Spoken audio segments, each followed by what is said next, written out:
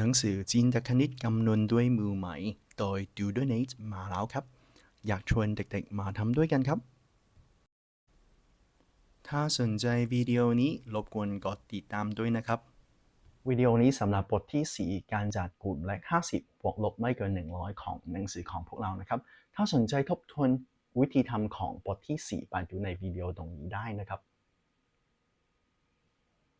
อันนี้เป็นแบบฝึกหัดที่ 2 อยู่ที่หน้าที่ 72 ของหนังสือของพวกเรานะครับจำได้ว่าพวกเราต้องใช้มือซ้ายไปทำหนัก 10 แล้วก็มือขวาไปทำหนักด้วยนะครับข้อที่ 1 คือ 39 บวก 30 บวกลบ 60 บวก 40 บวก 40 ได้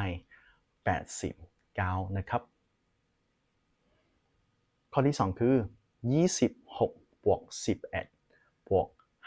52 ลบ 60 7 บวก 44 ได้ 66 นะครับข้อที่ 3 คือ 5 บวก 43 ลบ 24 บวก 61 ลบ 62 บวก 73 ลบ 70 ได้ 26 นะครับข้อที่ 4 คือ 10 บวก 27 ลบ 15 บวก 74 ลบ 34 บวก 16 ลบ 36 ได้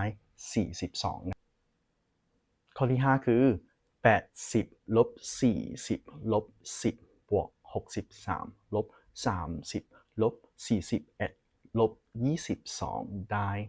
0 ครับข้อที่ 6 คือ 53 บวก 42 ลบ 21 ลบ 31 บวก 32 ลบ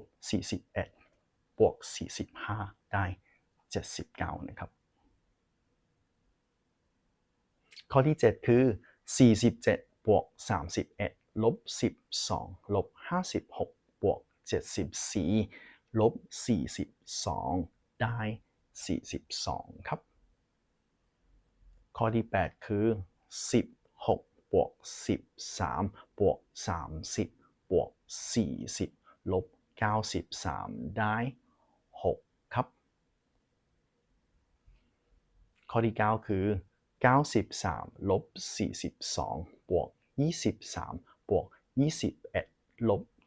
25 ได้ 70 ครับข้อที่ 10 คือ 30 ลบ 10 ลบ 20 บวก 13 บวก 34 บวก 11 ได้ 58 ครับเยี่ยมมากครับขอบคุณครับ